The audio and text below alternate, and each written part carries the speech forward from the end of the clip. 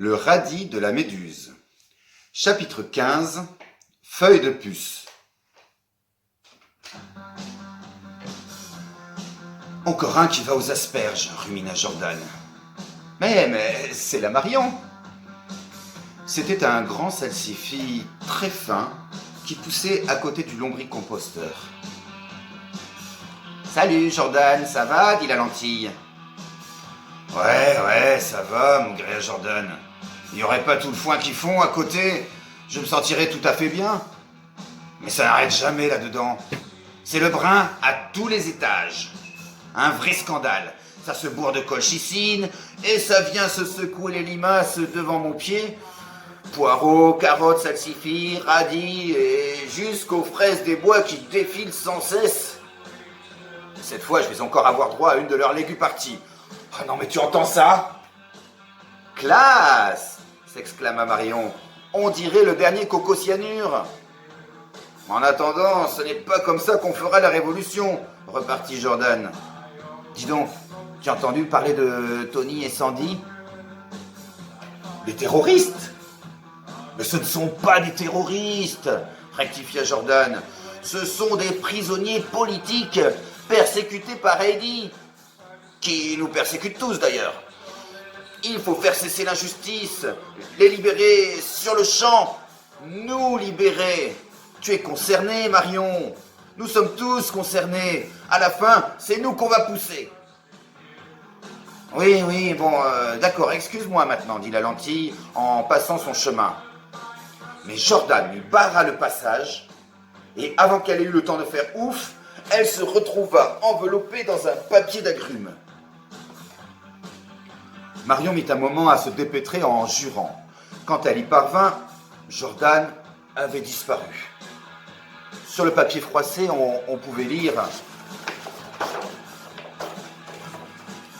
On est pressés comme des citrons !» Mais si Heidi avait sorti un presse-agrumes pour nous faire couler tout le jus, il nous aurait suffi d'en référer à Malabar qui serait venu dardard pour y mettre le holà. Au contraire, tout se passe en douceur, discrètement, on pourrait dire. Chaque jour amène son lot de crottins de cheval, oh, pas énorme, certes, de façon à ne pas être trop voyant. Et où va-t-il? Systématiquement sur la butte d'Heidi. Nous, les salsifis, on n'a même pas les miettes.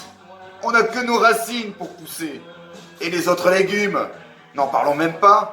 Et dès qu'on dit quelque chose, on se retrouve dans la bouche d'Indiana. Cela suffit. À mon signal, tous à la butte d'Heidi. On va lui montrer de quelle terre on se nourrit. À la fin, c'est nous qu'on va pousser. Sans perdre plus de temps, Marion se hâta vers le lombricomposteur et demanda à entrer. Une trappe s'ouvrit et un flot de musique se déversa dans le potager. Des fans en sortirent qui attirèrent la lentille vers l'intérieur où flottait une lourde odeur de fumure. La trappe se referma.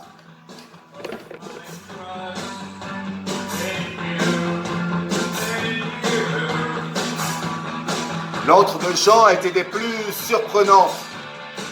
Des verres luisants pendus au plafond éclairaient vaguement des groupes de fruits et légumes qui se trémoussaient sur des litières de fibres de coco en poussant de petits cris. Une grappe de cassis se vautrait dans une flaque poisseuse, tandis que des salsifis s'enroulaient autour de fraises poilues.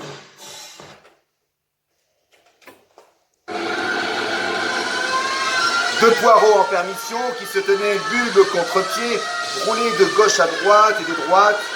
Sur les murs s'alignaient des coquilles d'huîtres réfléchissantes. Un céleri blafard conduisit Marion jusqu'à un amoncellement de petits pois. D'où s'extirpa Jean.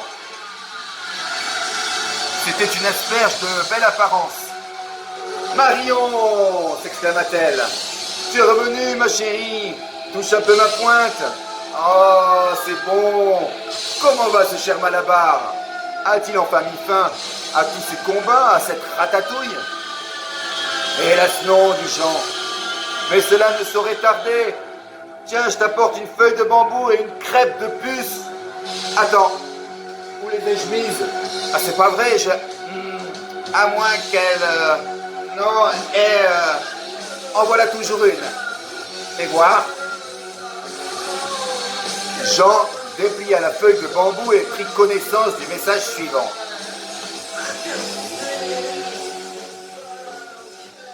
Monticule de fumier, troisième jour de... C'était effacé. Mon gros chou, je me porte comme un brocoli et tout va à merveille ici. Mais est-ce que tu peux dire aux salsifis qu'ils nous fabriquent d'autres machines de guerre? Par exemple, des trucs pour percer les rangs ennemis. Quand on est coincé quelque part, bon, le jardinier nous en préserve. Comme prévu, on a attaqué le convoi de crottins de cheval et on a cuit toute l'escorte à la vapeur. Tu aurais vu le carnage? Et maintenant, le crottin de cheval est à nous. Je t'en ai envoyé un échantillon, tu m'en diras des nouvelles. Cette chienlit-dandy va bien essayer de nous noyer, mais tu te doutes que ton Malabar ne s'est pas laissé faire. J'ai eu la force, le courage et l'esprit d'initiative nécessaires pour réparer l'arrosage automatique que cette bande de chicorées avait saboté. À un moment, j'ai un peu râlé, mais pas trop.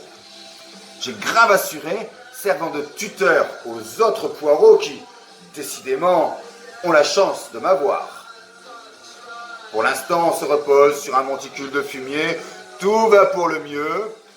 On va bientôt rentrer. Bon, par contre, qu'est-ce que ça descend vite, le crottin de cheval? Ce qu'il y a de plus pénible, tu vois, c'est de ne plus vouloir partager et de sentir que les autres poireaux sont tout flasques. Et aussi de constater qu'ils perdent leur radicelle et d'exiger d'eux, malgré tout, des efforts. Il n'avait qu'à être chef, zut!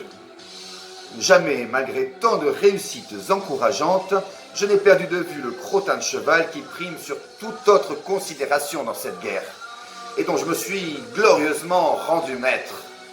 Lui seul rend belles et bonnes les pires souffrances et permet les espérances les plus folles. Mais si on en abuse, on est accro. Une sauterelle vient de bondir. Ses antennes sont magnifiques. Quand nous reverrons-nous, mon gros chou frisé? Tu règnes sur les salsifis comme tu règnes sur mon bulbe. Ton Malabar.